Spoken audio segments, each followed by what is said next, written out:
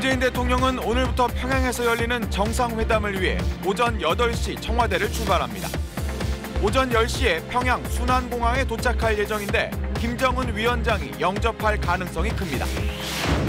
문 대통령은 항구적 평화를 위해 군사적 긴장 완화와 비핵화를 위한 북미 대화 촉진에 집중하겠다고 밝혔습니다.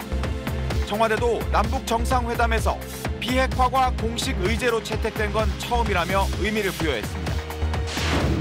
오늘 남북 정상이 회담하는 동안 주요 그룹 총수를 비롯한 경제인 17명은 북한 경제를 총괄하는 리용남 내각부총리를 만납니다.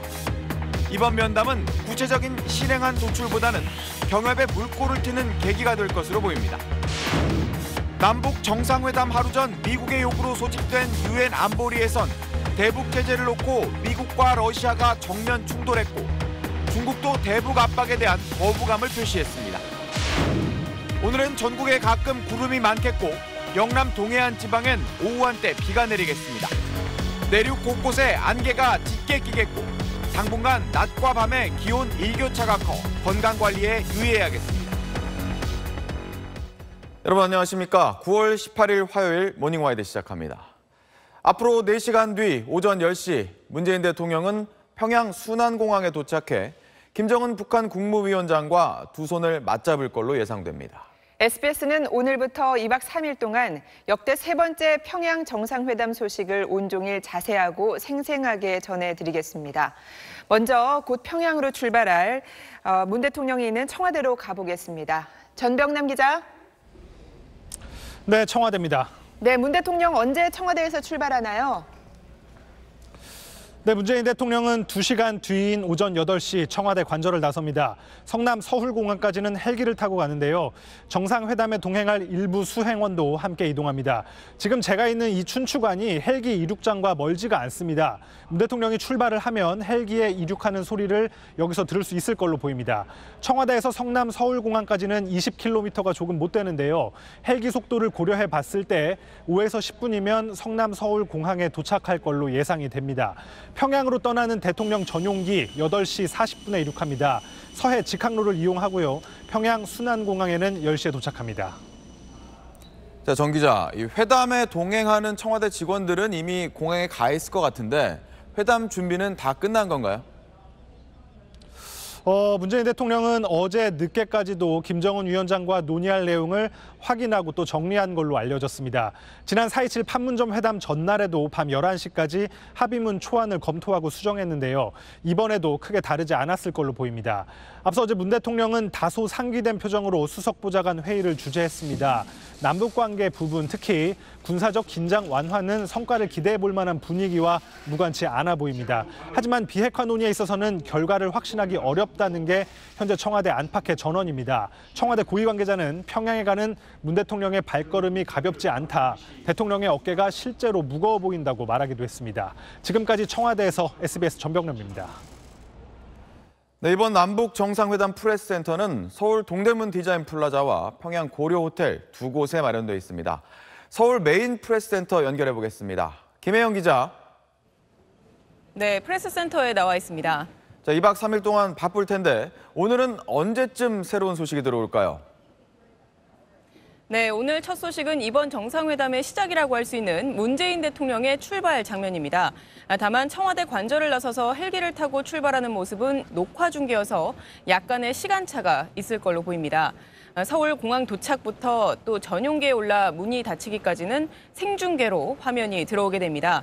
물론 이 장면은 프레스센터뿐만 아니라 SBS 등 TV를 통해서 직접 시청하실 수 있습니다. 문 대통령 일행이 북한에 도착하면 이곳 프레스센터도 본격적인 활동에 들어가게 되는데요.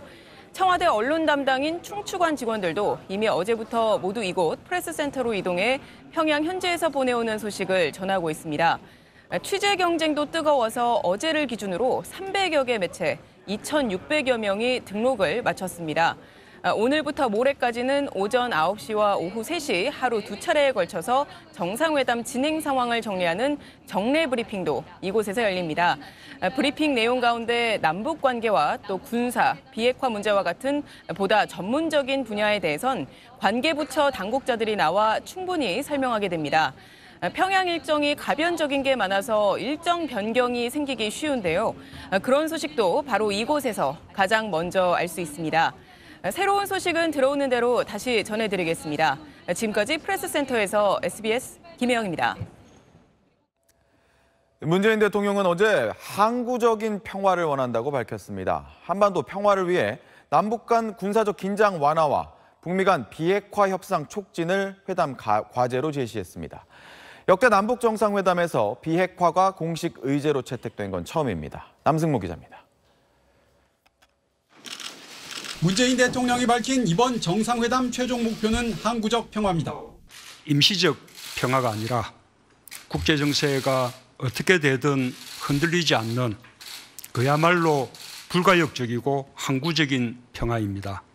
이를 위해 남북 군사적 긴장 완화와 비핵화를 위한 북미 대화 촉진에 집중하겠다고 밝혔습니다. 특히 미국이 요구하는 비핵화 조치와 북한이 원하는 안전보장 사이 접점 찾기를 이번 회담의 핵심 과제로 꼽았습니다. 미국의 비핵화 조치 요구와 북측의 상응 조치 요구 사이에서 어떻게 접점을 찾을 수 있을 것인지 김정은 위원장과 허심탄회한 대화를 나눠보고자 합니다. 청와대는 역대 남북 정상회담 가운데 처음으로 비핵화가 공식 의제가 된 데 대해 의미를 부여했습니다. 사실 얼마 전까지만 해도 저희가 비핵화 문제에 대해서 의제를 꺼내는 데 대해서 북한도 미국도 달가워하지 않는 상황이었습니다. 그러나 지금은 비핵화 의제가 매우 중요한 중심 의제가 되어 있고 그러면서도 비핵화 협상 결과는 두 정상이 얼마나 솔직하고 깊이 있게 대화하느냐에 달렸다고 강조했습니다. 또 비핵화라는 무거운 의제가 정상회담을 누르고 있다. 어떤 낙관적 전망도 어렵다고 밝히는 등 부담감을 드러내기도 했습니다. SBS 남승모입니다. 올해 벌써 세 번째 만나는 두 나라 정상은 형식과 의전 대신 내용과 실리를 위한 대화에 집중할 계획입니다. 도착 첫날인 오늘부터 바로 정상회담이 시작되고 합의사항은 이틀째인 내일 함께 발표할 가능성이 큽니다. 보도에 김지성 기자입니다. 문재인 대통령은 오늘 평양 땅을 밟은 뒤 오찬에 이어 바로 김정은 위원장과 정상회담을 합니다. 둘째 날에서야 남북 정상이 회담장에 마주 앉았던 지난 2000년, 2007년과 비교하면 속도감 있는 일정입니다. 회담은 이튿날도 이어지는데 공동 합의문까지 발표할 가능성이 큽니다. 회담이 원만하게 진행된다면 아마도 오전 회담 후에는 합의 내용을 발표하는 공동 기자회견이 가능하지 않을까 조심스럽게 기대하고 있습니다. 지난 2005년 6자 회담에서 도출한 비핵화 합의였던 9.19 공동성명에 이어 이번엔 9.19 평양선언이 나올지 주목됩니다. 합의문을 이틀 만에 도출할 거란 기대가 생겼다는 점에서 이미 물밑 논의가 상당히 진전됐다는 분석도 나옵니다. 합의 결과 발표 방식도 눈여겨볼 만합니다. 청와대는 공동 기자회견 가능성을 열어뒀는데 김 위원장이 자신의 비핵화 의지를 직접 전 세계에 밝히는 자리가 될 수 있습니다. 특사단을 통해서 간접화법으로 전달했던 비핵화 의지를 정상회담에서 직접 화법으로 국제사회를 향해서 전달할 필요가 있겠다. 마지막 날 두 정상이 예정에 없던 친교 행사를 한다면 문 대통령과 김 위원장은 사흘 내내 만나게 됩니다. SBS 김지성입니다. 지난 판문점 정상회담에서 두 정상이 군사분계선 위로 악수를 나누고 아무렇지 않게 그 선을 넘나들었던 감동적인 장면 기억하실 겁니다. 오늘은 문재인 대통령이 평양 땅을 처음 밟을 때 김정은 국무위원장이 직접 공학 영접을 나와서 포옹을 나누는 장면이 예상됩니다. 이세영 기자입니다. 오늘 아침 10시 문재인 대통령은 하늘길을 통해 평양 순안공항에 첫 발을 딛는 것으로 평양 방문 일정을 시작합니다. 순안공항에서는 공식 환영 행사가 예정돼 있습니다. 이때 김정은 북한 국무위원장이 영접하러 나오지 않을까 기대한다고 임종석 청와대 비서실장이 말했습니다. 2000년 남북 정상회담 때 아버지인 김정일 당시 국방위원장이 깜짝 영접을 나왔던 장면이 다시 연출될 가능성이 큽니다.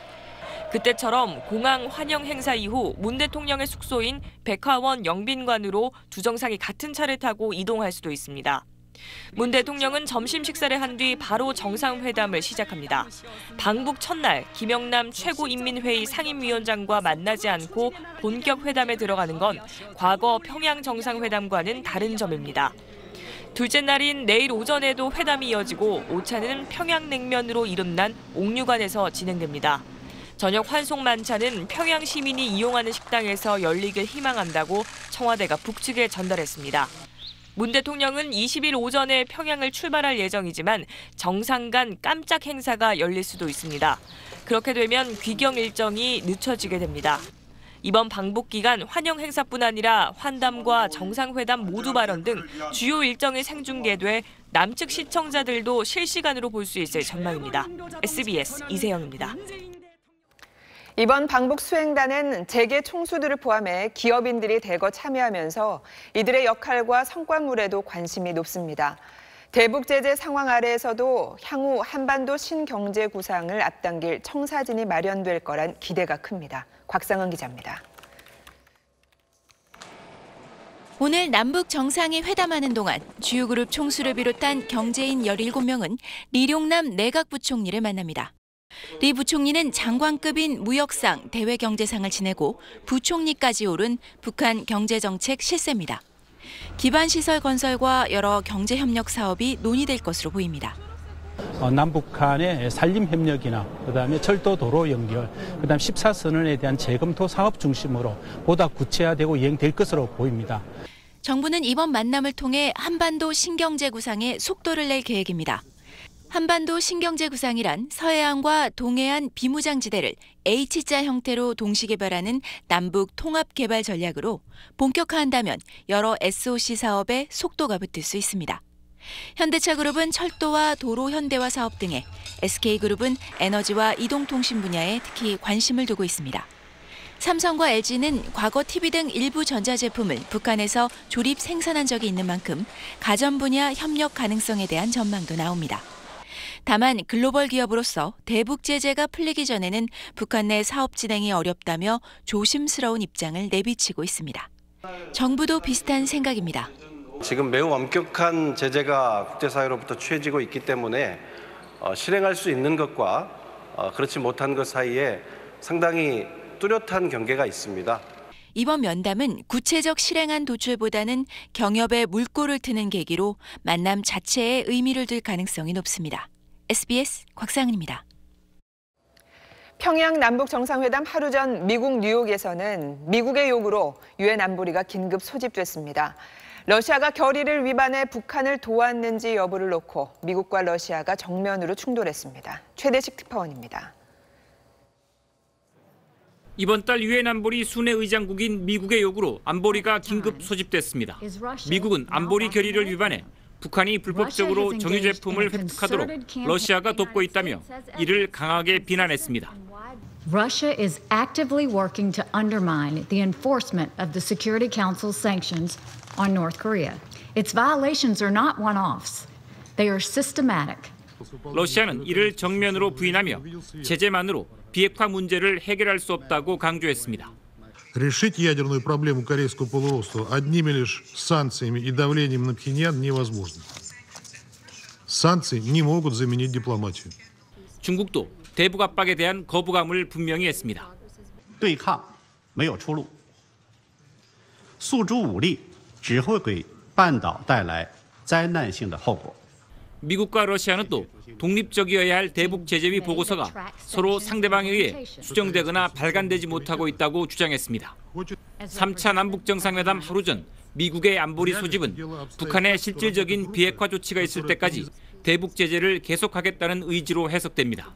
폼페이오 미 국무장관도 오늘 트위터에 전 세계적인 제재는 비핵화를 달성하기 위한 노력에 있어 필수적인 부분이라고 말했습니다. 뉴욕에서 SBS 최대식입니다. 어제 저녁 경북 칠곡의 한 휴대전화 부품 제조 공장을 비롯해 밤사이 전국에서 화재가 잇따랐습니다. 사건 사고 소식은 노유진 기자가 정리했습니다. 공장 한편이 검게 그을었습니다. 어제 저녁 8시쯤 경북 칠곡군의 한 전자부품 제조 공장에서 불이 나 3시간 만에 꺼졌습니다. 이 불로 인명피해는 없었지만 휴대전화 조립공장 한 동이 전부 불탔고 인접한 공장 외벽까지 불에 탔습니다. 경찰과 소방당국은 날이 밝는 대로 현장 감식을 통해 정확한 화재 원인을 조사할 예정입니다. 어제 저녁 6시 20분쯤엔 경남 거제시 남부면 해상의 한 가두리 양식장에서 불이 났습니다. 해경이 1시간 30분 만에 불길을 잡았지만 양식장 컨테이너 한 동이 전부 불에 타고 양식장 시설도 피해를 입었습니다.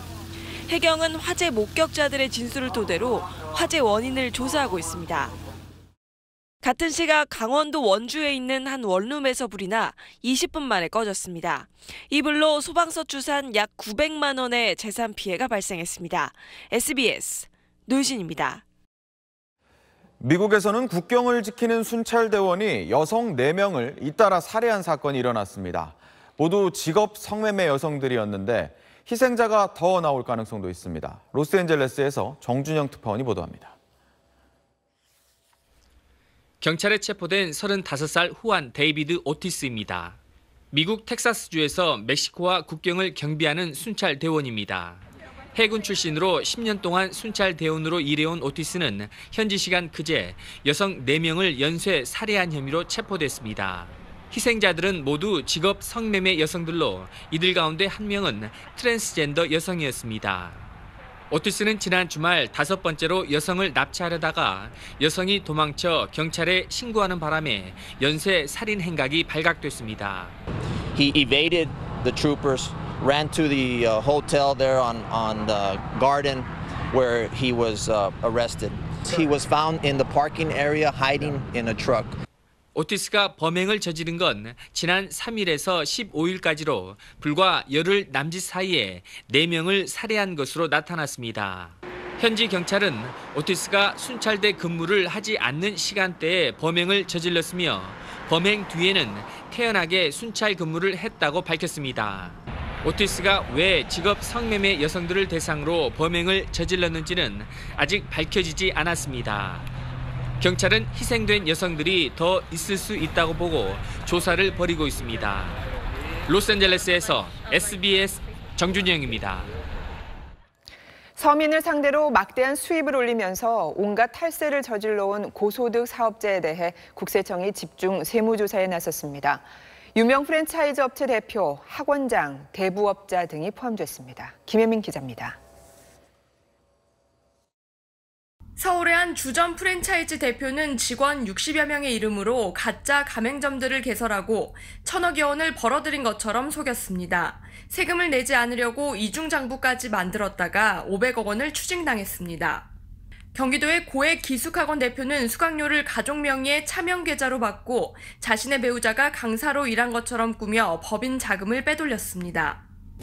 이번 조사 대상자는 총 203명이며 유관 기관으로부터 수집한 과세 자료, 탈세 제보, 현장 수집 정보 등을 다각적으로 분석하여 명백한 탈루 혐의가 있는 사업자들을 선정하였습니다. 폭언과 협박 등 불법적인 방법으로 이자를 받아내 차명 계좌로 관리한 대부업자나 전산 기록을 정기적으로 삭제해 현금 매출은 친인척 계좌로 빼돌린 유명 맛집 사장, 계약 연장을 미끼로 월세를 대폭 올린 부동산 임대업자 등도 조사를 받고 있습니다. 특히 조사 과정에서 차명 계좌나 이중 장부, 서류 파기, 조작 등이 발견되면 즉시 조세 범칙 조사로 전환한다는 계획입니다. 세무조사를 받는 고소득 사업자는 매년 증가하는 추세입니다. 지난 5년 동안 모두 5,452명, 추징액은 3조 8,628억 원에 달합니다. SBS 김혜민입니다. 정경도 국방부 장관 후보자에 대한 인사청문 경과 보고서 채택이 불발됐습니다. 국회 국방위원회는 원래 어제 인사청문회를 한 뒤 곧바로 보고서 채택 안건을 처리할 예정이었지만 야당 의원들의 반발로 무산됐습니다. 여야는 이틀 뒤인 내일 전체 회의를 열어 보고서 채택 문제를 다시 논의하기로 했습니다. 국방위는 어제 정 후보자에 대한 인사청문회를 개최해 자질과 업무 수행 능력 등을 검증했습니다. 네, 오늘 아침 출근길 좀 쌀쌀할 수 있으니까 옷차림 신경 써주시기 바랍니다. 오늘 아침도 현재 서울 17.7도, 낮 기온 27도까지 오르면서 어제보다는 조금 내려가겠지만 여전히 낮에는 좀 덥겠고요. 평년 기온을 웃도는 날씨 예상됩니다. 일교차가 크게 벌어지는 만큼 건강관리 잘 해주시기 바랍니다. 오늘부터는 남북 정상회담이 열립니다. 평양 날씨도 알아볼까요? 평양은 현재 16도 안팎에서 출발하고 있고 낮 기온은 28도로 서울과 비슷한 가운데 구름 조금 끼겠습니다. 남북 정상회담이 열리는 기간 내내 별다른 비 소식은 없겠습니다. 오늘 전국적으로 가끔 구름 많겠고요. 경상 동해안에는 비가 조금 내리겠습니다. 또 곳곳으로는 아침 안개에도 주의해 주시기 바랍니다. 오늘 낮 기온 서울 27도, 강릉 25도, 대구 29도, 부산 27도로 어제와 비슷하거나 조금 내려가겠습니다. 이번 주 목요일에는 전국적으로 비가 내리겠고요. 주말부터 추석 연휴 내내 무난한 날씨 예상됩니다. 날씨였습니다.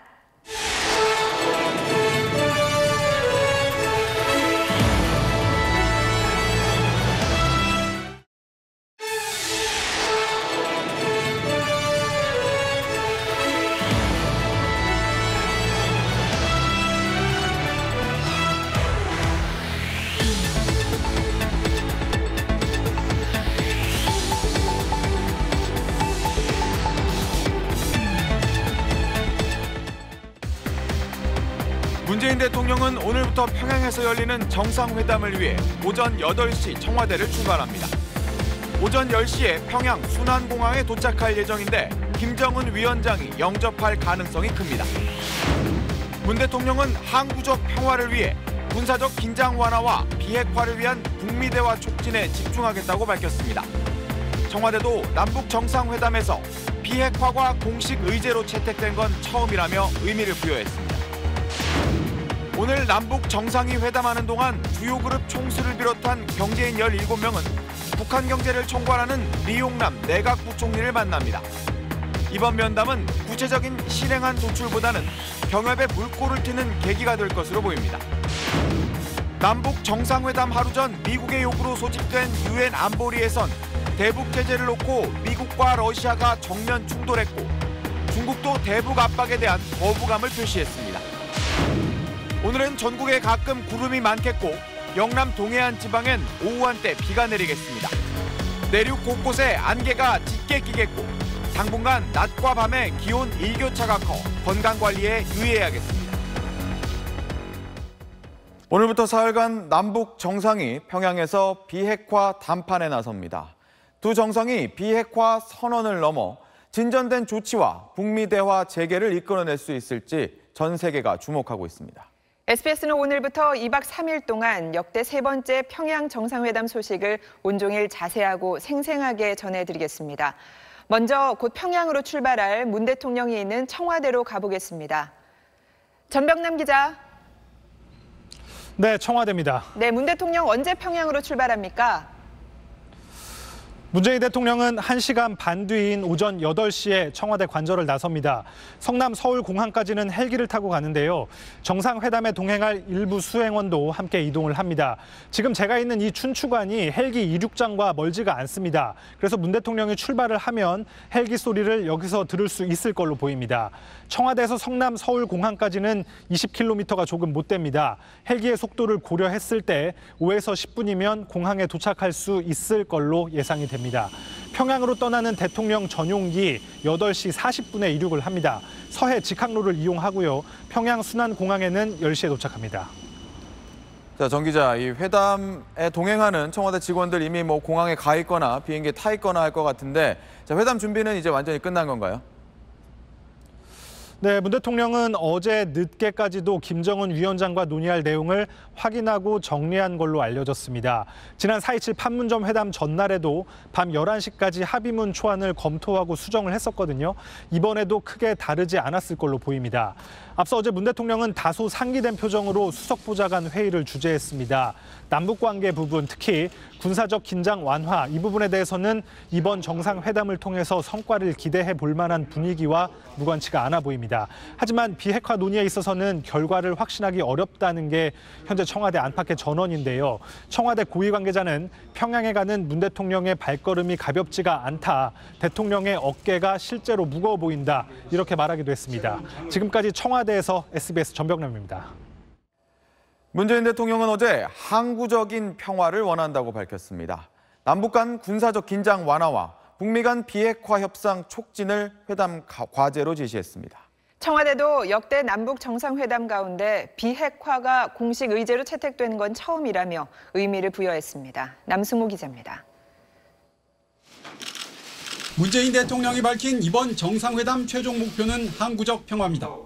임시적 평화가 아니라 국제 정세가 어떻게 되든 흔들리지 않는 그야말로 불가역적이고 항구적인 평화입니다. 이를 위해 남북 군사적 긴장 완화와 비핵화를 위한 북미 대화 촉진에 집중하겠다고 밝혔습니다. 특히 미국이 요구하는 비핵화 조치와 북한이 원하는 안전보장 사이 접점 찾기를 이번 회담의 핵심 과제로 꼽았습니다. 미국의 비핵화 조치 요구와 북측의 상응 조치 요구 사이에서 어떻게 접점을 찾을 수 있을 것인지 김정은 위원장과 허심탄회한 대화를 나눠보고자 합니다. 청와대는 역대 남북 정상회담 가운데 처음으로 비핵화가 공식 의제가 된 데 대해 의미를 부여했습니다. 사실 얼마 전까지만 해도 저희가 비핵화 문제에 대해서 의제를 꺼내는 데 대해서 북한도 미국도 달가워하지 않는 상황이었습니다. 그러나 지금은 비핵화 의제가 매우 중요한 중심 의제가 되어 있고 그러면서도 비핵화 협상 결과는 두 정상이 얼마나 솔직하고 깊이 있게 대화하느냐에 달렸다고 강조했습니다. 또 비핵화라는 무거운 의제가 정상회담을 누르고 있다. 어떤 낙관적 전망도 어렵다고 밝히는 등 부담감을 드러내기도 했습니다. SBS 남승모입니다. 네, 오늘 아침 신문들도 평양에서 열리는 남북 정상회담 소식을 크게 다뤘습니다. 국민일보부터 보겠습니다. 문재인 대통령과 김정은 북한 국무위원장이 많게는 8차례 만날 것 같다고 관측했습니다. 두 정상은 오늘과 내일 한 차례씩 정상회담을 합니다. 이외에도 환영과 환송 만찬 등 일정을 함께할 것으로 보이는데요. 둘째 날인 내일은 문 대통령은 평양 주요 시설을 참관할 예정인데 김 위원장이 함께 할 수 있다는 말도 나옵니다. 마지막 날에는 4월 판문점 정상회담 당시 도보다리 회담처럼 정상 간의 독대 일정도 조율하고 있다고 덧붙였습니다. 조선일보입니다. 이번 정상회담의 성패는 김정은 위원장의 비핵화 의지를 밝히는 데 달렸다고 전했습니다. 김정은 위원장은 이미 지난 4월 판문점 회담 때 판문점 선언이라는 문서를 통해 한반도의 완전한 비핵화란 의사를 밝혔지만 미국은 좀 더 구체적이고 실질적 비핵화 프로세스를 내놔야 한다는 입장이기 때문입니다. 그래서 이번 정상회담에선 김정은 위원장이 핵무기와 시설 리스트 제출 같은 실질적 내용이 담긴 비핵화 합의문에 서명하거나 적어도 남북 정상의 발표를 통해 비핵화에 대한 구체적인 육성을 이끌어내야 한다는 얘기가 나온다고 전했습니다. 중앙일보는 방북단의 최연소 수행원으로 발표된 중학교 3학년 김규현 양의 방북이 무산됐다는 소식을 전했습니다. 청와대는 어제 지난달 이산가족 상봉에서 북측 큰할아버지에게 손편지를 써서 화제가 된 김규현 양의 방북이 어렵게 됐다고 밝혔습니다. 평양에 있는 선발대가 만남이 성사되지 못하게 됐다고 알려왔다는 건데 선발대가 보내는 정보가 제한적이라서 큰할아버지 신변에 어떤 변화가 있는지 등은 확인하기 어렵고 북측에서 만남이 어렵다니 수용할 수밖에 없는 상황이라고 전했습니다. 큰할아버지를 뵐 수 있는 날만 기다리겠다는 규현 양의 소망, 다음 기회엔 이루어지길 바랍니다. 이번 평양 정상회담은 2000년과 2007년에 이어 세 번째 평양 정상회담인데요. 지난 정상회담의 주요 장면들을 한겨레가 돌아봤습니다. 2000년 당시 김대중 대통령과 김정일 국방위원장의 회담은 남북 정상의 첫 만남이라는 것 자체로 역사가 됐습니다. 만찬에서는 김 대통령과 김 국방위원장이 함께 우리의 소원은 통일을 불러서 화제를 모으기도 했습니다. 남북 정상은 7년 만인 2007년 다시 평양에서 만났는데요. 이때 노무현 대통령은 군사분계선을 걸어서 북한으로 넘어갔습니다. 둘째 날 오후 회담에선 김 국방위원장이 노 대통령에게 갑작스럽게 오늘 일정을 내일로 늦추는 것으로 해 체류 연장을 제안하기도 했다고 전했습니다. 다음은 조선일보입니다. 이르면 내년 상반기부터 의사가 환자 집으로 찾아가는 왕진이 쉬워질 거라는 기사입니다. 국회 보건복지위가 최근 왕진 때 의사에게 진료비를 더 줄 수 있는 건강보험법 개정안을 통과시켰습니다. 현재는 의사가 왕진을 가더라도 교통비 정도만 더 받을 수 있어서 사실상 의사들이 적극적으로 왕진에 나서질 않고 있는데요. 치매 환자같이 거동이 불편한 환자가 급증하고 있는 데다 핵가족화로 돌볼 가족이 없는 환자도 많아져 왕진 시스템이 필요하다는 겁니다. 전문가들은 적절한 진료비를 찾는 게 왕진 활성화의 성패를 좌우할 거라고 보고 있는데 복지부는 적어도 현재 병원 진료비의 2~3배는 줘야 할 거라고 보고 있습니다. 정부의 부동산 대책이 효과를 보고 있는 걸까요? 한국경제는 서울 강남권 아파트 호가가 1억 원 이상 뚝 떨어졌다고 전했습니다. 서울 대치동 은마아파트 전용 면적 76제곱미터는 지난주에 호가가 19억 원까지 나왔지만 지금은 17억 7천만 원의 근매물이 나왔습니다. 반포동 아크로 리버파크 전용 면적 84제곱미터는 대책 발표 전보다 호가가 2억 원가량 떨어졌습니다.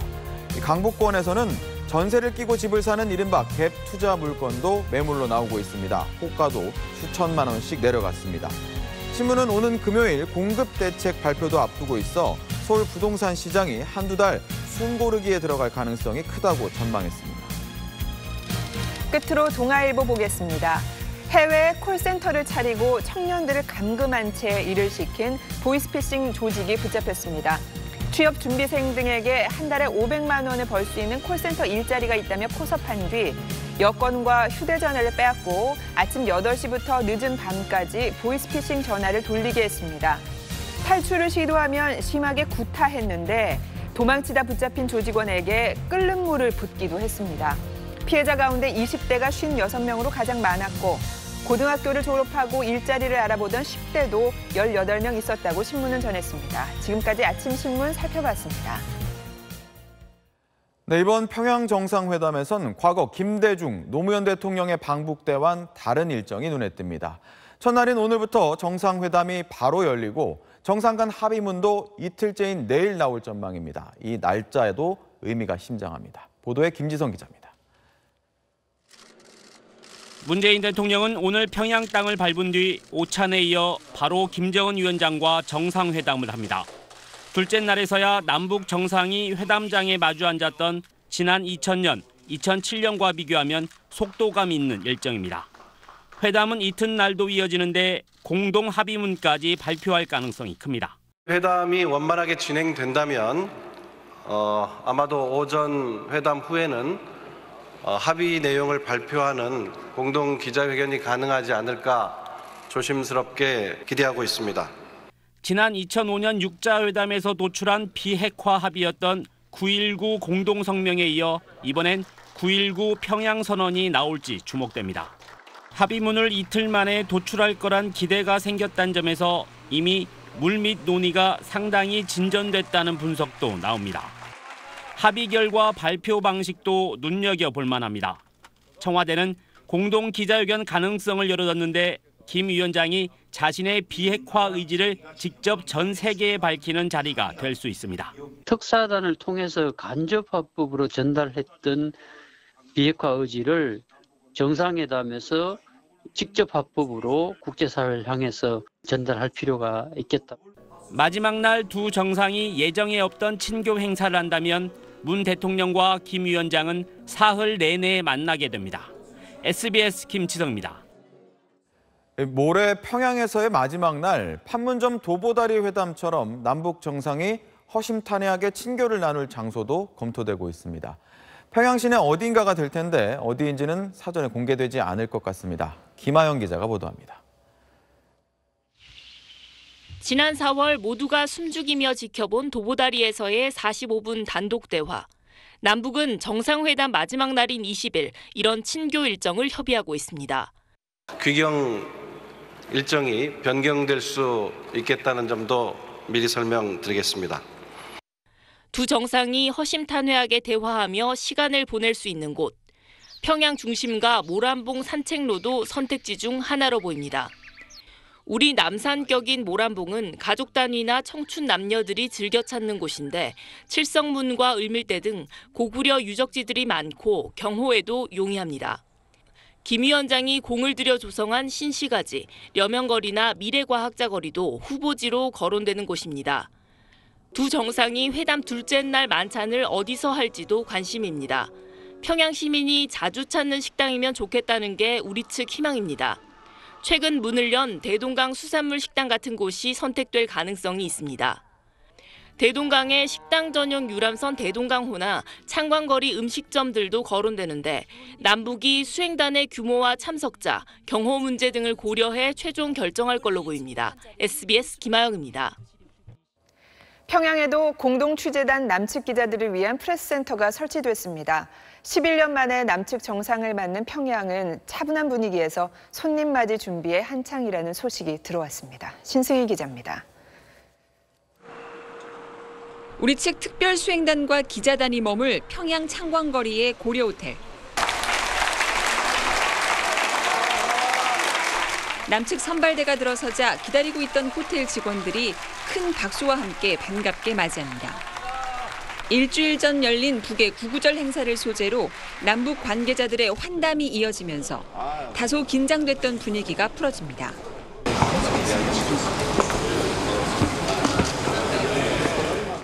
고려 호텔의 프레스센터도 마련됐습니다. 두 정상의 만남을 신속히 전하기 위한 준비가 한창입니다. 남과 북이 뜻을 모아 평양 남북정상회담의 성공적인 개최를 위해 최선을 다하겠습니다. 양측 실무진 움직임도 바빠졌습니다. 두 정상의 동선을 확인하며 막바지 점검이 이루어지고 문 대통령이 이용할 방탄 차량 2대도 준비를 마치고 대기 중입니다. 평양 거리에는 정상회담을 알리는 현수막이 아직 눈에 띄지 않았고 시민들도 일상을 유지하고 있습니다. 그러나 11년 만에 남측 정상을 맞는 만큼 긴장과 설렘이 엇갈리는 분위기입니다. 정부 관계자는 문 대통령이 방문할 행사장 주변에 대규모 환영 행사를 준비하는 모습도 목격됐다고 전했습니다. SBS 신승입니다. 이번 방북 수행단엔 재계 총수들을 포함해 기업인들이 대거 참여하면서 이들의 역할과 성과물에도 관심이 높습니다. 향후 한반도 신경제 구상을 앞당길 청사진이 마련될 거란 기대가 큽니다. 곽상은 기자입니다. 오늘 남북 정상이 회담하는 동안 주요 그룹 총수를 비롯한 경제인 17명은 리룡남 내각부총리를 만납니다. 리 부총리는 장관급인 무역상, 대외경제상을 지내고 부총리까지 오른 북한 경제정책 실세입니다. 기반시설 건설과 여러 경제협력 사업이 논의될 것으로 보입니다. 남북 간의 산림협력이나 그다음에 철도 도로 연결, 그다음 14선언에 대한 재검토 사업 중심으로 보다 구체화되고 이행될 것으로 보입니다. 정부는 이번 만남을 통해 한반도 신경제 구상에 속도를 낼 계획입니다. 한반도 신경제 구상이란 서해안과 동해안 비무장지대를 H자 형태로 동시개발하는 남북 통합개발 전략으로 본격화한다면 여러 SOC 사업에 속도가 붙을 수 있습니다. 현대차그룹은 철도와 도로 현대화 사업 등에, SK그룹은 에너지와 이동통신 분야에 특히 관심을 두고 있습니다. 삼성과 LG는 과거 TV 등 일부 전자제품을 북한에서 조립 생산한 적이 있는 만큼 가전 분야 협력 가능성에 대한 전망도 나옵니다. 다만 글로벌 기업으로서 대북 제재가 풀리기 전에는 북한 내 사업 진행이 어렵다며 조심스러운 입장을 내비치고 있습니다. 정부도 비슷한 생각입니다. 지금 매우 엄격한 제재가 국제사회로부터 취해지고 있기 때문에 실행할 수 있는 것과 그렇지 못한 것 사이에 상당히 뚜렷한 경계가 있습니다. 이번 면담은 구체적 실행안 도출보다는 경협에 물꼬를 트는 계기로 만남 자체에 의미를 둘 가능성이 높습니다. SBS 곽상은입니다. 지난 2000년 김대중, 2007년 노무현 대통령의 평양 방문 때와 달리 이번에는 김정숙 여사도 동행합니다. 김 여사와 북한 리설주 여사는 노래, 성악을 전공했다는 공통점이 있는데 2박 3일 동안 두 퍼스트 레이디들도 많은 대화를 나눌 걸로 예상됩니다. 이 소식은 김수영 기자입니다. 지난 4월 두 사람은 첫 만남부터 어색하지 않았습니다. 그래서 조금 부끄러웠습니다. 오늘 제가 아무것도 한 것 없이 이렇게 왔는데 아무것도 3시간 남짓 만찬 동안 옆에 앉아 친근한 대화를 나눴습니다. 이동할 땐 두 손을 꼭 잡고 걷고 귓속말을 나누기도 했고 마지막 인사 땐 포옹과 함께 다시 만날 것을 약속했습니다. 그 약속이 5달 만에 이루어집니다. 김정숙 여사는 방북 첫날인 오늘 음악종합대학과 아동병원을, 내일은 예체능 영재교육기관을 잇따라 방문하는데 리설주 여사가 동행할 가능성이 큽니다. 특히 음악을 전공한 두 사람이 공통 관심사로 한층 더 가까워질 것으로 보입니다. 김 여사는 대학에서 성악을 전공했고 리 여사도 은하수 관현악단에서 독창 가수로 이름을 날렸습니다. 짧았던 4월의 첫 만남과 달리 이번엔 사흘 동안 상당히 긴 만남이 예정돼 있습니다. 평양에서 남북 정상의 배우자가 만나는 건 이번이 처음으로 두 사람을 위한 또 다른 친교 행사가 이뤄질 가능성도 있는 것으로 알려졌습니다. SBS 김수영입니다.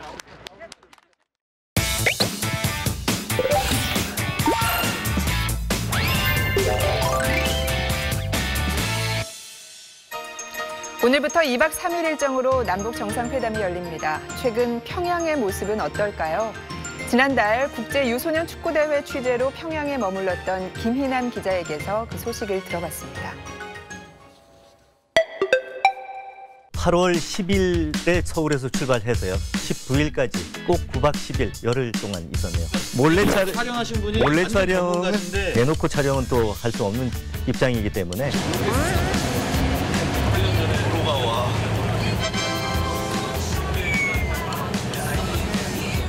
이게 이제 전형적인 평양의 모습입니다. 거리가 유난히 깨끗한 게 인상적이었어요. 김일성 광장이고 인민대학습당이고. 택시도 지금 상당히 많이 눈에 띄었어요. 택시가 주로 이제 고려 항공 소속으로 이렇게 돼서.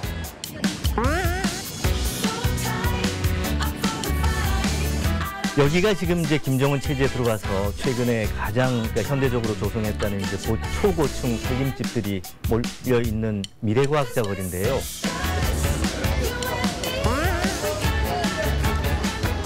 사회주의가 이제 사교육비 부담을 주민들에게 덜어준다는 개념이죠.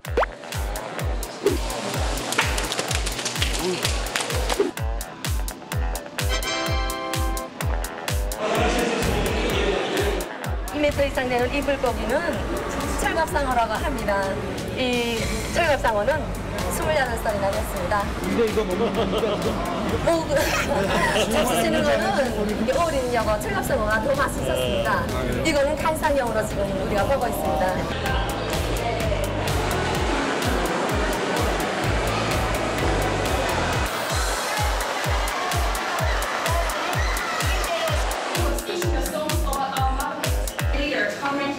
이제 2000년대 초에 남북교류를 하면서 다녔던 평양하고는 좀 완벽하게 달라진 것은 이 남측 기자들을 대하는 태도가 완전히 달라졌어요. 되게 자연스럽고 친절하고 스스럼이 없어요.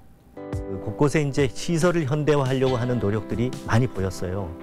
여러 가지로 이제 그 이른바 변화의 바람이 커졌다. 이런 건 좀 짐작할 수가 있었고요.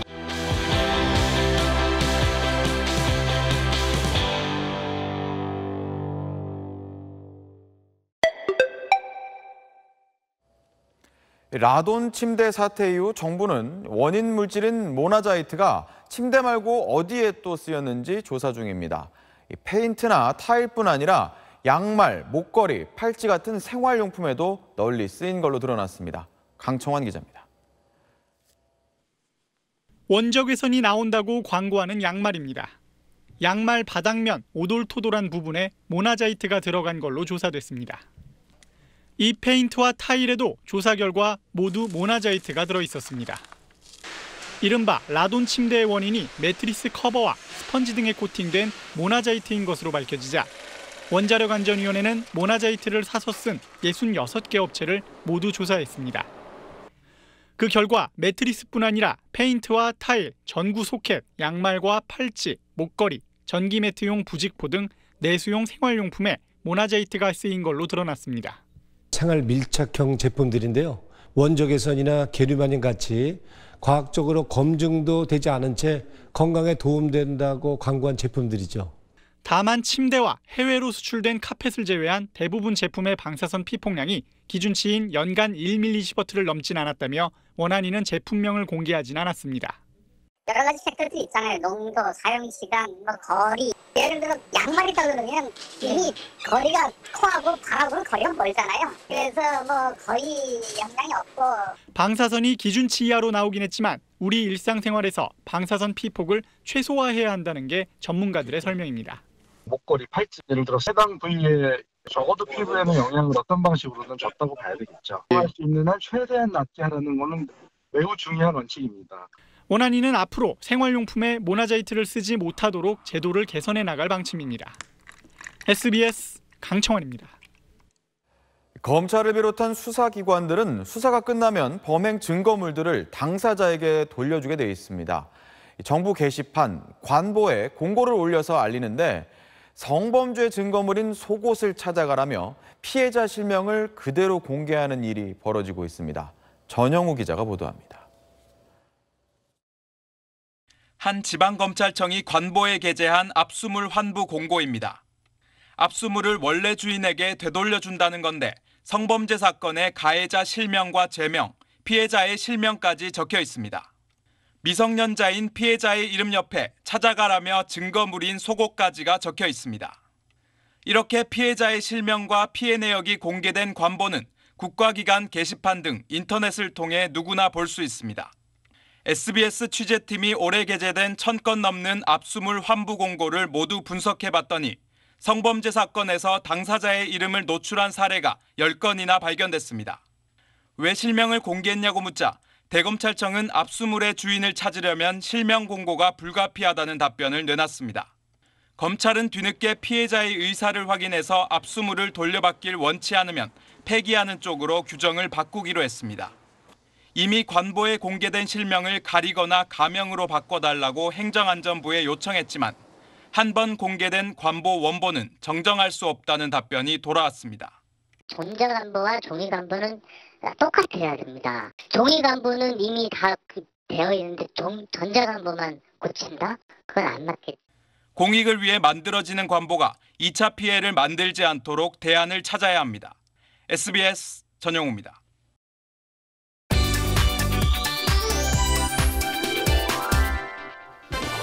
안녕하세요. 굿모닝 연예입니다. 남자친구 폭행 사건에 휘말린 구하라 씨가 나흘 만에 입장을 밝혔는데요. 남자친구 A씨 역시 재반박에 나서 엇갈린 입장을 내놓았습니다. 구하라 씨는 어제 한 매체와의 인터뷰를 통해 자신의 입장을 밝혔습니다. 평소 다정하던 A씨는 남자 관련 이야기만 나오면 예민하게 행동했다는데요. 사건 당일날도 A씨가 폭언을 내뱉으며 구하라 씨의 집에 있는 물건을 던지고 부쉈다고 밝혔습니다. 연예인 인생을 끝내게 해주겠다는 협박도 했다는데요. A씨의 폭행으로 멍이 든 팔다리의 사진과 병원 진단서까지 공개하면서 다시 한번 쌍방 폭행임을 주장했습니다. A씨 역시 구하라 씨의 주장을 재반박했습니다. 구하라 씨의 언론 플레이가 안타깝다며 그동안 참고 참았던 진실을 경찰서에서 다 털어놓겠다고 말했습니다. A씨는 어제 저녁 경찰서에 출두해 조사를 마쳤고요. 구하라 씨 역시 오늘 경찰에 출석해 조사를 받을 예정입니다. 최근 그룹 방탄소년단의 앨범에 우익 성향인 일본 작사가의 곡을 넣기로 해 논란이 된 적이 있는데요. 소속사가 해당 곡을 앨범에서 제외하기로 결정했습니다. 앞서 방탄소년단은 일본의 국민 아이돌 그룹 AKB48의 총괄 프로듀서인 아키모토 야스시와 협업하기로 했습니다. 11월 발매 예정인 일본 싱글 앨범에 아키모토가 작사한 곡을 넣기로 한 건데요. 아키모토는 야스쿠니 신사 앞에서 공연을 하는 등 우익 성향을 내비쳐 논란이 됐던 인물입니다. 방탄소년단의 팬클럽은 아키모토와의 협업이 방탄의 행보에 오점이 될 수 있다며 협업을 반대했는데요. 팬들의 목소리를 수용하기로 한 소속사는 아키모토가 작사한 곡을 빼고 히트곡 아이돌의 리믹스 버전을 추가하기로 했습니다. 건강 이상으로 휴식을 취했던 가수 선미 씨가 활동을 재개했습니다. 어제 소속사는 선미 씨가 컨디션과 건강을 회복해 예정된 스케줄을 소화하고 있다고 밝혔습니다. 선미 씨는 지난 14일 음악 방송을 녹화하던 중 어지럼증을 호소해 병원으로 향했는데요. 때문에 당일 음악방송 무대에 서지 못했고 16일 예정됐던 팬사인회도 연기했습니다. SBS 인기가요 무대는 사전 녹화분으로 방송됐는데요. 당시 선미 씨는 병원에서 몇 가지 검사와 치료를 받고 집에서 휴식을 취하면서 컨디션 회복에 힘썼습니다. 영화 독전에서 실감나는 연기로 관객들을 사로잡았던 배우 진서연 씨가 임신 소식을 알렸습니다. 넌 애가 왜 이렇게 칠칠 맞니? 어제 진서연 씨가 자신의 SNS를 통해 직접 임신 소식을 알렸습니다. 진서연 씨는 올해를 인생에서 가장 아름답고 행복한 시간으로 기억해야 할 것 같다면서 곧 세상에 태어날 아기와 함께 올 한 해를 마무리하려 한다고 밝혔습니다. 이어 배우와 엄마라는 소명으로 앞으로의 삶을 준비하겠다고 말했는데요. 11월 초에 출산 예정인 진서연 씨는 현재 독일 베를린에서 휴식을 취하며 태교에 집중하는 것으로 알려졌습니다. 진서연 씨는 지난 여름 개봉한 영화 독전에서 보령 역을 맡아서 강렬한 연기를 선보이며 관객들에게 호평을 받았죠. 팬들은 건강하게 출산한 후 다시 한번 좋은 연기를 보여달라고 말했습니다. 배우 김윤진 씨가 19년 만에 국내 드라마에 복귀합니다. 김윤진 씨는 어제 SBS 새해 주말 특별기획 미스마 복수의 여신 기자 간담회에 참석했습니다. 미스마는 영국 소설가 애거서 크리스티의 추리소설 중 여성 탐정 미스 마플의 이야기를 모아 드라마로 만든 작품인데요. 김윤진 씨의 19년 만에 안방극장 컴백 작품으로 주목받고 있습니다. 이날 김윤진 씨는 한국 배우임에도 불구하고 국내 드라마 대표작이 없다는 게 아쉬웠는데 미스마의 대본을 보고 빠져들게 돼 출연을 결심하게 됐다고 밝혔습니다. 이번 드라마가 자신의 대표작이 되길 바라는 마음으로 촬영에 임하고 있다고 하네요. 드라마 미스마는 그녀로 말할 것 같으면의 후속 작품으로 방송됩니다. 방송인 박경림 씨가 데뷔 20주년을 맞아 리슨 콘서트를 개최합니다. 박경림 씨는 최근 언론 인터뷰에서 이번 콘서트에 대해 자신의 말을 전하는 게 아닌 관객의 이야기를 듣는 공연이라고 설명했습니다. 20년 동안 말을 하는 사람으로 살아왔던 박경림 씨는 앞으로의 20년에 대해서 고민이 많았다는데요. 말을 더 잘하려면 잘 들어야겠다는 생각이 들었다면서 편견이나 고정관념 없이 한 사람의 말을 들어주는 사람이 돼보면 어떨까 싶어 이번 공연을 열게 됐다고 밝혔습니다. 지금까지 굿모닝 연예였습니다. 네, 낮에는 여전히 좀 덥지만 아침, 저녁으로는 쌀쌀합니다. 감기 걸리기 딱 쉬운 날씨죠. 오늘도 일교차가 10도 가까이 크게 벌어지는 만큼 옷차림 신경 써주시기 바랍니다. 오늘부터는 남북 정상회담이 열립니다. 평양의 날씨도 알아볼까요? 현재 평양은 16도 안팎에서 출발하고 있고 낮 기온 28도로 서울과 비슷하긴 가운데 구름만 조금 끼겠습니다. 남북 정상회담이 열리는 동안에는 별다른 비 소식은 없겠습니다. 오늘 전국에 가끔 구름 많은 가운데 동해안에는 비가 조금 내리겠습니다. 낮 기온은 어제보단 조금 더 내려가면서 서울 27도, 대구 29도, 부산 27도가 예상됩니다. 목요일에는 전국에 비 예보가 있고요. 추석 연휴가 시작되는 토요일부터 그 다음 주까지 무난한 날씨가 예상됩니다. 날씨였습니다.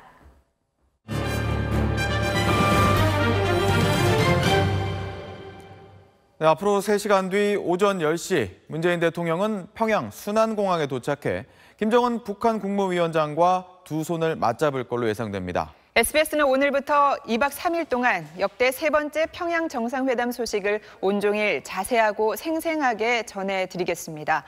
먼저 곧 평양으로 출발할 문 대통령이 있는 청와대로 가보겠습니다. 전병남 기자. 네, 청와대입니다. 네, 문 대통령 조금 있으면 청와대에서 출발하겠군요. 네, 1시간 남았습니다. 문재인 대통령 잠시 뒤인 오전 8시 청와대 관저를 나섭니다. 성남 서울공항까지는 헬기를 타고 가는데요. 정상회담에 동행할 일부 수행원도 함께 이동을 합니다. 지금 제가 있는 이 춘추관이 헬기 이륙장과 멀지가 않습니다. 그래서 문 대통령이 출발을 하면 헬기 소리를 여기서 들을 수 있을 걸로 보입니다. 청와대에서 성남 서울공항까지는 20km가 조금 못 됩니다. 헬기의 속도를 고려해 봤을 때 5에서 10분이면 공항에 도착할 수 있을 걸로 예상이 됩니다. 평양으로 떠나는 대통령 전용기는 8시 40분에 이륙을 하고요. 서해 직항로로 이동을 하는데 평양 순안공항에는 10시면 도착할 수 있을 걸로 보입니다. 자, 정 기자, 하루 전인 어제까지도 정상회담 준비가 늦게까지 이루어졌다고요? 네, 문 대통령은 어제 늦게까지도 김정은 위원장과 논의할 내용을 확인하고 또 정리한 걸로 알려졌습니다. 지난 4.27 판문점 회담 전날에도 밤 11시까지 합의문 초안을 검토하고 수정을 했는데 이번에도 크게 다르지 않았을 걸로 보입니다. 앞서 어제 문 대통령은 다소 상기된 표정으로 수석보좌관 회의를 주재했는데요. 남북관계 부분, 특히 그중에서도 군사적 긴장 완화는 이번 정상회담을 통해서 성과를 기대해 볼 만하다. 이런 분위기와 무관치 않아 보입니다. 하지만 비핵화 논의에 있어서는 결과를 확신하기 어렵다는 게 현재 청와대 안팎의 전언입니다. 청와대 고위 관계자는 평양에 가는 문 대통령의 발걸음이 가볍지가 않다. 어깨가 무거워, 실제로 어깨가 무거워 보인다. 이렇게 말하기도 했습니다. 지금까지 청와대에서 SBS 전병남입니다. 문재인 대통령이 헬기를 타고 도착해 평양으로 출발할 서울공항에도 취재기자 나가 있습니다. 이현영 기자. 네, 성남 서울공항에 나와 있습니다. 네, 지금 그곳 분위기는 어떻습니까?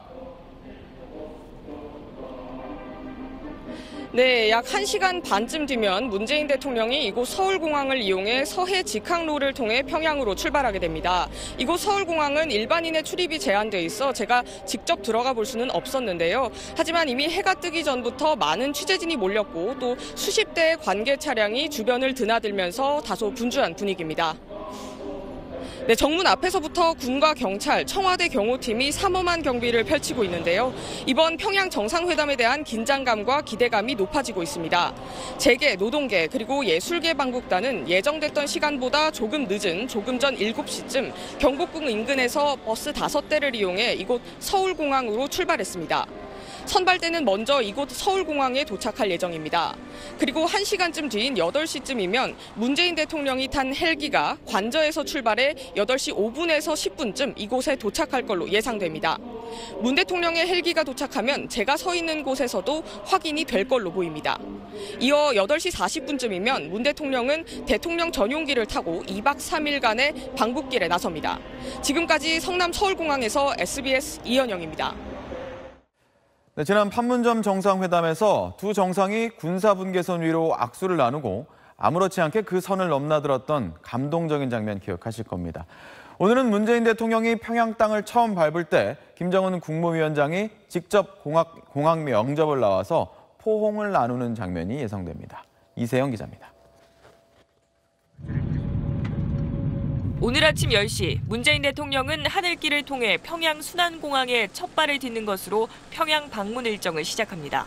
순안공항에서는 공식 환영 행사가 예정돼 있습니다. 이때 김정은 북한 국무위원장이 영접하러 나오지 않을까 기대한다고 임종석 청와대 비서실장이 말했습니다. 2000년 남북 정상회담 때 아버지인 김정일 당시 국방위원장이 깜짝 영접을 나왔던 장면이 다시 연출될 가능성이 큽니다. 그때처럼 공항 환영 행사 이후 문 대통령의 숙소인 백화원 영빈관으로 두 정상이 같은 차를 타고 이동할 수도 있습니다. 문 대통령은 점심 식사를 한 뒤 바로 정상회담을 시작합니다. 방북 첫날 김영남 최고인민회의 상임위원장과 만나지 않고 본격 회담에 들어가는 건 과거 평양 정상회담과는 다른 점입니다. 둘째 날인 내일 오전에도 회담이 이어지고 오차는 평양냉면으로 이름난 옥류관에서 진행됩니다. 저녁 환송 만찬은 평양 시민이 이용하는 식당에서 열리길 희망한다고 청와대가 북측에 전달했습니다. 문 대통령은 20일 오전에 평양을 출발할 예정이지만 정상 간 깜짝 행사가 열릴 수도 있습니다. 그렇게 되면 귀경 일정이 늦춰지게 됩니다. 이번 방북 기간 환영 행사뿐 아니라 환담과 정상회담 모두 발언 등 주요 일정이 생중계돼 남측 시청자들도 실시간으로 볼 수 있을 전망입니다.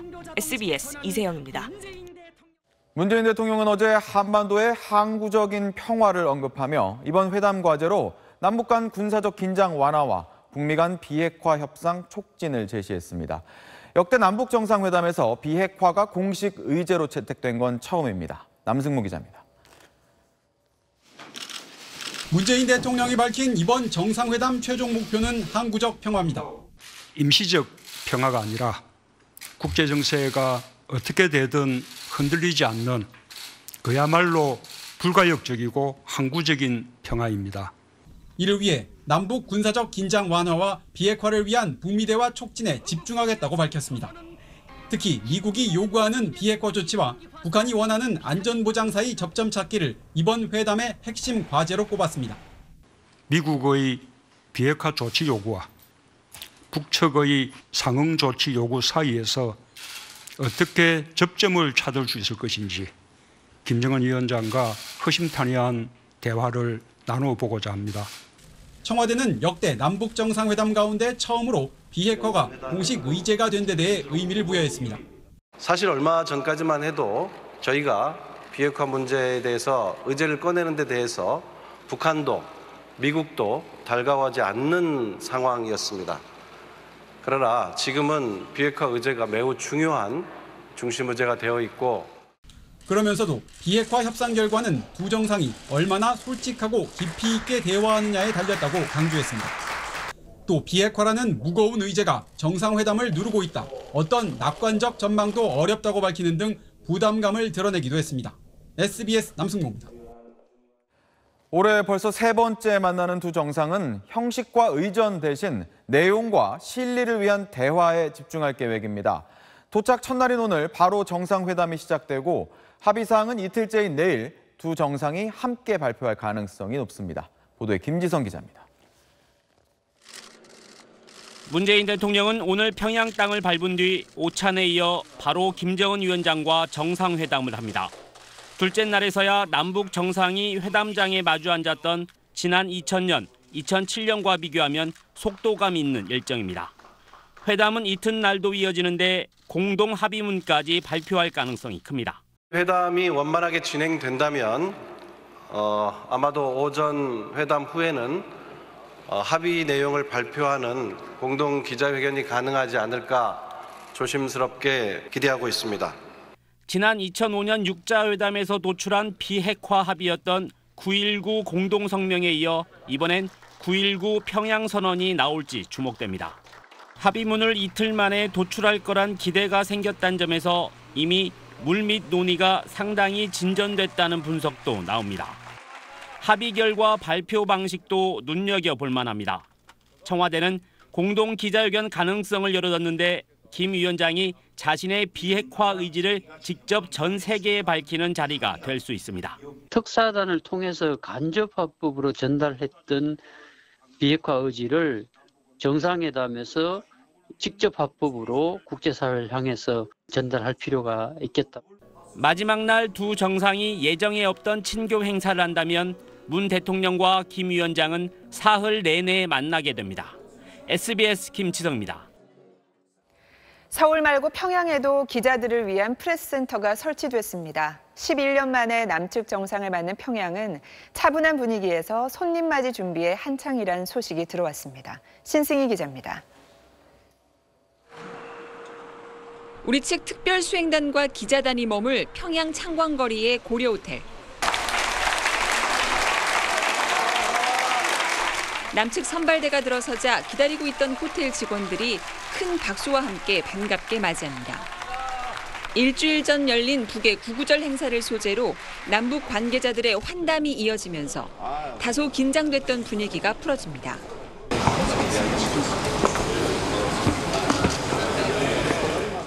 고려호텔의 프레스센터도 마련됐습니다. 두 정상의 만남을 신속히 전하기 위한 준비가 한창입니다. 남과 북이 뜻을 모아 평양 남북정상회담의 성공적인 개최를 위해 최선을 다하겠습니다. 양측 실무진 움직임도 바빠졌습니다. 두 정상의 동선을 확인하며 막바지 점검이 이루어지고 문 대통령이 이용할 방탄 차량 2대도 준비를 마치고 대기 중입니다. 평양 거리에는 정상회담을 알리는 현수막이 아직 눈에 띄지 않았고 시민들도 일상을 유지하고 있습니다. 그러나 11년 만에 남측 정상을 맞는 만큼 긴장과 설렘이 엇갈리는 분위기입니다. 정부 관계자는 문 대통령이 방문할 행사장 주변에 대규모 환영 행사를 준비하는 모습도 목격됐다고 전했습니다. SBS 신승입니다. 판문점 회담하면 도보다리 회담 장면 빼놓을 수 없습니다. 이번에도 이 남북 정상이 허심탄회하게 친교를 나눌 장소가 검토되고 있는데요. 평양 시내 어디가 될지 김하영 기자가 후보지를 꼽아봤습니다. 지난 4월 모두가 숨죽이며 지켜본 도보다리에서의 45분 단독 대화. 남북은 정상회담 마지막 날인 20일 이런 친교 일정을 협의하고 있습니다. 귀경 일정이 변경될 수 있겠다는 점도 미리 설명드리겠습니다. 두 정상이 허심탄회하게 대화하며 시간을 보낼 수 있는 곳. 평양 중심가 모란봉 산책로도 선택지 중 하나로 보입니다. 우리 남산격인 모란봉은 가족 단위나 청춘 남녀들이 즐겨 찾는 곳인데 칠성문과 을밀대 등 고구려 유적지들이 많고 경호에도 용이합니다. 김 위원장이 공을 들여 조성한 신시가지, 려명거리나 미래과학자거리도 후보지로 거론되는 곳입니다. 두 정상이 회담 둘째 날 만찬을 어디서 할지도 관심입니다. 평양 시민이 자주 찾는 식당이면 좋겠다는 게 우리 측 희망입니다. 최근 문을 연 대동강 수산물 식당 같은 곳이 선택될 가능성이 있습니다. 대동강의 식당 전용 유람선 대동강호나 창광거리 음식점들도 거론되는데 남북이 수행단의 규모와 참석자, 경호 문제 등을 고려해 최종 결정할 걸로 보입니다. SBS 김아영입니다. 김대중 대통령, 노무현 대통령의 평양 방문 때와 달리 이번에는 김정숙 여사도 함께 갑니다. 김 여사와 리설주 여사는 노래, 성악을 전공했다는 공통점이 있는데요. 2박 3일 동안 두 퍼스트레이디들도 많은 대화를 나눌 걸로 예상됩니다. 이 소식은 김수영 기자입니다. 지난 4월 두 사람은 첫 만남부터 어색하지 않았습니다. 그래서 조금 부끄러웠습니다. 오늘 제가 아무것도 한 것 없이 이렇게 봤는데 앞으로는 3시간 남짓 만찬 동안 옆에 앉아 친근한 대화를 나눴습니다. 이동할 땐 두 손을 꼭 잡고 걷고 귓속말을 나누기도 했고 마지막 인사 땐 호응과 함께 다시 만날 것을 약속했습니다. 그 약속이 5달 만에 이루어집니다. 김정숙 여사는 방북 첫날인 오늘 음악종합대학과 아동병원을, 내일은 예체능 영재교육기관을 잇따라 방문하는데 리설주 여사가 동행할 가능성이 큽니다. 특히 음악을 전공한 두 사람이 공통 관심사로 한층 더 가까워질 것으로 보입니다. 김 여사는 대학에서 성악을 전공했고 리 여사도 은하수 관현악단에서 독창 가수로 이름을 날렸습니다. 짧았던 4월의 첫 만남과 달리 이번엔 사흘 동안 상당히 긴 만남이 예정돼 있습니다. 평양에서 남북 정상의 배우자가 만나는 건 이번이 처음으로 두 사람을 위한 또 다른 친교 행사가 이뤄질 가능성도 있는 것으로 알려졌습니다. SBS 김수영입니다. 이번 방북 수행단에는 재계 총수들을 포함해 기업인들이 대거 참여하면서 이들의 역할과 성과물에도 관심이 높습니다. 대북 제재 상황 아래에서도 향후 한반도 신경제 구상을 앞당길 청사진이 마련될 거란 기대가 큽니다. 곽상은 기자입니다. 오늘 남북 정상이 회담하는 동안 주요 그룹 총수를 비롯한 경제인 17명은 리룡남 내각부총리를 만납니다. 리 부총리는 장관급인 무역상, 대외경제상을 지내고 부총리까지 오른 북한 경제정책 실세입니다. 기반시설 건설과 여러 경제협력 사업이 논의될 것으로 보입니다. 남북 간의 산림협력이나 그다음에 철도 도로 연결, 그다음 14선언에 대한 재검토 사업 중심으로 보다 구체화되고 이행될 것으로 보입니다. 정부는 이번 만남을 통해 한반도 신경제 구상에 속도를 낼 계획입니다. 한반도 신경제 구상이란 서해안과 동해안 비무장지대를 H자 형태로 동시개발하는 남북 통합개발 전략으로 본격화한다면 여러 SOC 사업에 속도가 붙을 수 있습니다. 현대차그룹은 철도와 도로 현대화 사업 등에, SK그룹은 에너지와 이동통신 분야에 특히 관심을 두고 있습니다. 삼성과 LG는 과거 TV 등 일부 전자제품을 북한에서 조립 생산한 적이 있는 만큼 가전 분야 협력 가능성에 대한 전망도 나옵니다. 다만 글로벌 기업으로서 대북 제재가 풀리기 전에는 북한 내 사업 진행이 어렵다며 조심스러운 입장을 내비치고 있습니다. 정부도 비슷한 생각입니다. 지금 매우 엄격한 제재가 국제사회로부터 취해지고 있기 때문에 실행할 수 있는 것과 그렇지 못한 것 사이에 상당히 뚜렷한 경계가 있습니다. 이번 면담은 구체적 실행안 도출보다는 경협에 물꼬를 트는 계기로 만남 자체에 의미를 둘 가능성이 높습니다. SBS 곽상은입니다. 네, 이번엔 남북 정상회담 메인 프레스 센터 연결해 현장 상황 알아보겠습니다. 김혜영 기자. 네, 프레스 센터에 나와 있습니다. 자, 자, 어제부터 평양 선발대를 비롯해서 현장 소식 전해주고 있는데 자, 오늘은 언제쯤 첫 소식이 들어올까요?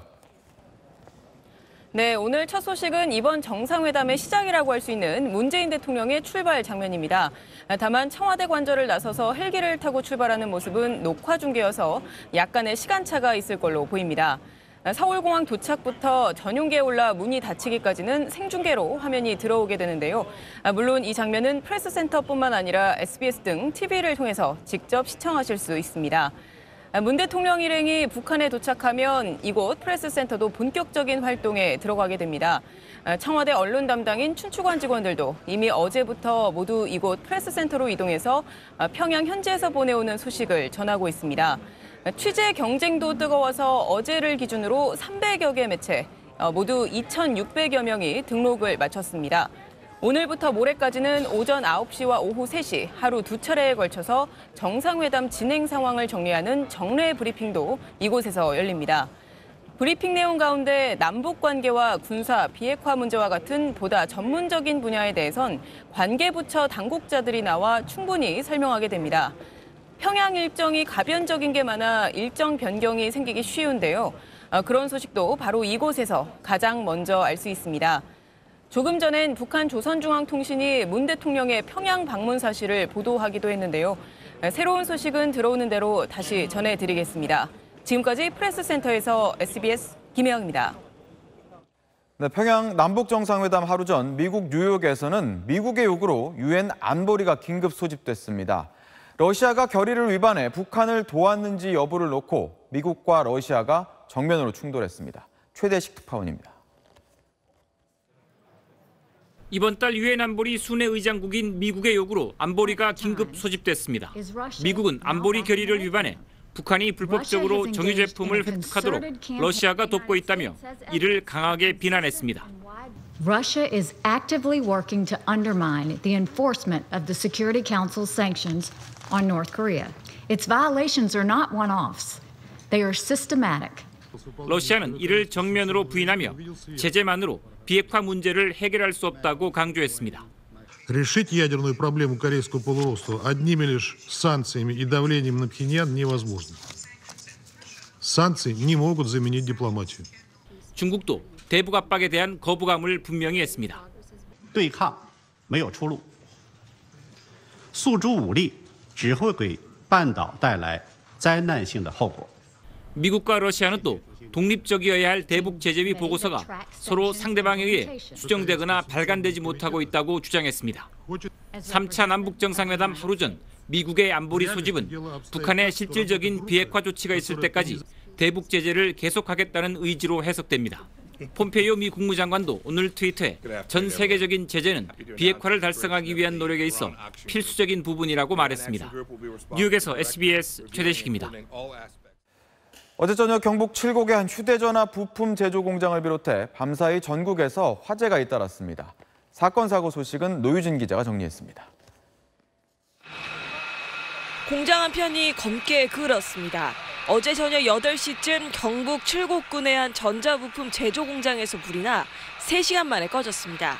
이 불로 인명피해는 없었지만 휴대전화 조립 공장 한 동이 전부 불탔고 인접한 공장 외벽까지 불에 탔습니다. 경찰과 소방당국은 날이 밝는 대로 현장 감식을 통해 정확한 화재 원인을 조사할 예정입니다. 어제 저녁 6시 20분쯤엔 경남 거제시 남부면 해상의 한 가두리 양식장에서 불이 났습니다. 해경이 1시간 30분 만에 불길을 잡았지만 양식장 컨테이너 한 동이 전부 불에 타고 양식장 시설도 피해를 입었습니다. 해경은 화재 목격자들의 진술을 토대로 화재 원인을 조사하고 있습니다. 같은 시각 강원도 원주에 있는 한 원룸에서 불이 나 20분 만에 꺼졌습니다. 이 불로 소방서 추산 약 900만 원의 재산 피해가 발생했습니다. SBS 노유진입니다. 필리핀과 중국을 강타한 슈퍼태풍 망쿠스로 최소 69명이 숨진 것으로 집계됐습니다. 미국에서는 허리케인 플로렌스가 몰고 온 폭우에 21명이 숨진 것으로 알려졌습니다. 보도에 엄민재 기자입니다. 강풍에 도로 표지판이 쓰러지고 깨진 유리창이 널브러져 있습니다. 홍콩과 광둥성 등 중국 남부를 강타한 태풍 망쿠스는 어제 오후 베트남 북동쪽에서 열대 저압부로 위력이 약해졌습니다. 하지만 1979년 태풍 호프 이후 중국 남부를 덮친 가장 강력한 태풍으로 기록됐습니다.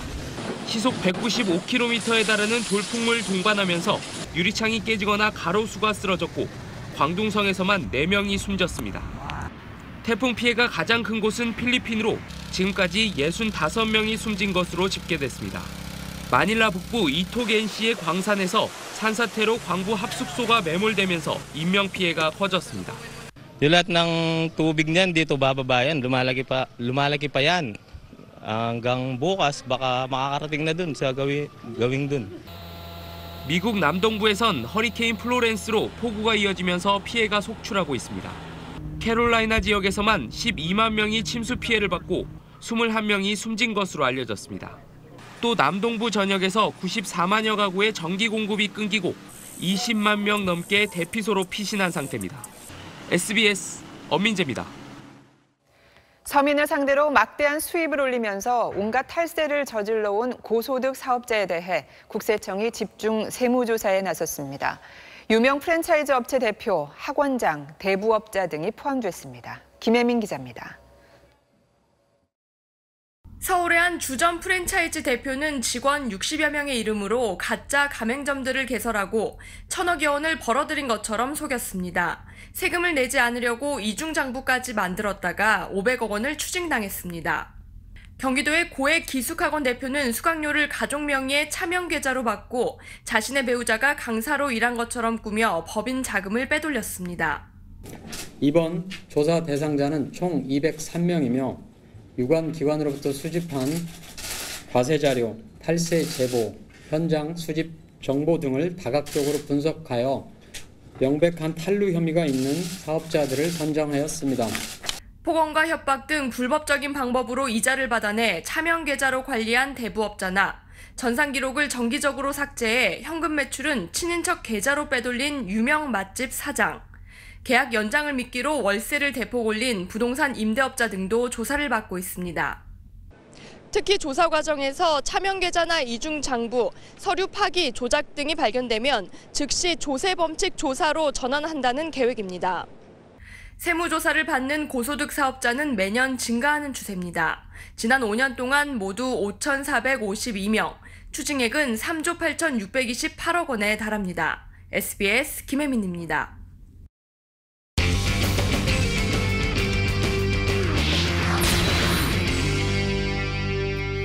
네, 파워스포츠 김윤상입니다. 오는 11월부터 한국인으로 구성된 프로야구팀이 호주 프로리그에 참가합니다. 한국 야구의 전설적인 투수이자 초대 사령탑에 오른 구대성 감독이 선수들을 뽑는 트라이아웃을 지휘했습니다. 소환욱 기자입니다. 일본 타자들을 꼼짝 못하게 했던 국가대표 최고의 자완 투수이자 한화의 특급 에이스로 활약한 뒤 호주 프로야구에서 선수 생활의 마지막을 보냈던 대성불패 구대성이 지도자로 변신해 돌아왔습니다. 멜버른 인근의 작은 도시 질롱을 연고로 한국인 선수만으로 구성된 호주 프로야구 신생팀 질롱 코리아의 초대 감독으로 취임한 겁니다. 저도 처음 도전이니까 이 선수들을 데리고 좀 좋게 잘 해가지고 만들어서 또 여기서 프로로 많이 뽑혀가고 이렇게 하면 좋은데 모두 25명의 창단 멤버를 선발하기 위한 트라이아웃이 열렸는데 국내 야구계에서 자리를 잡지 못한 170명의 선수들이 몰려 구대성 감독의 눈길을 사로잡기 위해 구슬땀을 흘렸습니다. 구 감독은 포기하지 않는 근성을 선수들에게 주문했습니다. 끝까지 하는 팀, 내가 포기를 안 했다고 보여줄 수 있는 팀, 그런 팀으로 만들고 싶어요. 이번에 선발된 선수들은 다음 달까지 국내에서 구대성 감독과 강훈련을 한 뒤 오는 11월 개막하는 호주 리그에서 새로운 도전에 나섭니다. SBS 소환욱입니다. 군에서 제대한 이후 성적 부진으로 위기에 몰렸던 배상문 선수가 2부 투어에서 극적으로 우승해 다음 시즌 PGA 투어 출전권을 확보했습니다. PGA 투어 2승에 빛나는 배상문의 명품 아이언샷이 다시 돌아왔습니다. 간결하고 힘찬 스윙으로 공을 잇따라 홀에 붙이며 버디 행진을 펼쳤습니다. 나무 및 러프에서 낮게 깔아쳐 위기를 벗어나는 능력도 돋보였습니다. That's a pretty good shot from where he was. Pretty impressive recovery by Sangmoon Bae. 다른 3명과 공동 선두를 달리던 배상무는 마지막 홀에서 1.7m 버디 퍼트를 집어넣고 짜릿한 한타차 우승의 기쁨을 만끽했습니다. 공식 대회에서 3년 10개월 만에 우승컵을 들어 올린 배상무는 상금 2억 원을 받아 웹닷컴 투어 파이널 상금 1위에 오르며 다음 시즌 PGA 투어 풀시드를 확보했습니다. I'm excited to be compete with the other top players on next season on PGA Tour. So that really means a lot, and I'm so excited. 네, 아시안 게임의 시범 종목이었던 e스포츠 최고의 인기 게임 리그 오브 레전드의 월드컵이 다음 달 1일부터 우리나라에서 열리는데요. 전용 경기장인 롤파크가 문을 열었습니다. 롤이라 불리는 리그 오브 레전드의 전용 경기장은 약 500여 명을 수용하며 선수와 팬을 위한 각종 편의시설을 갖췄습니다. 경기장 밖에는 게임 캐릭터 판매점과 10개 구단 선수들의 피규어 등 다양한 볼거리가 전시됐습니다. 다음 달 1일부터 롤드컵이라 불리는 리그 오브 레전드의 세계 대회가 우리나라에서 열리는데 이곳 전용 경기장에선 예선 경기가 펼쳐집니다. 남자 농구 대표팀이 월드컵 지역 예선에서 시리아를 103대 66으로 크게 물리쳤습니다. 정효근 선수의 시원한 덩크 감상해 보시죠.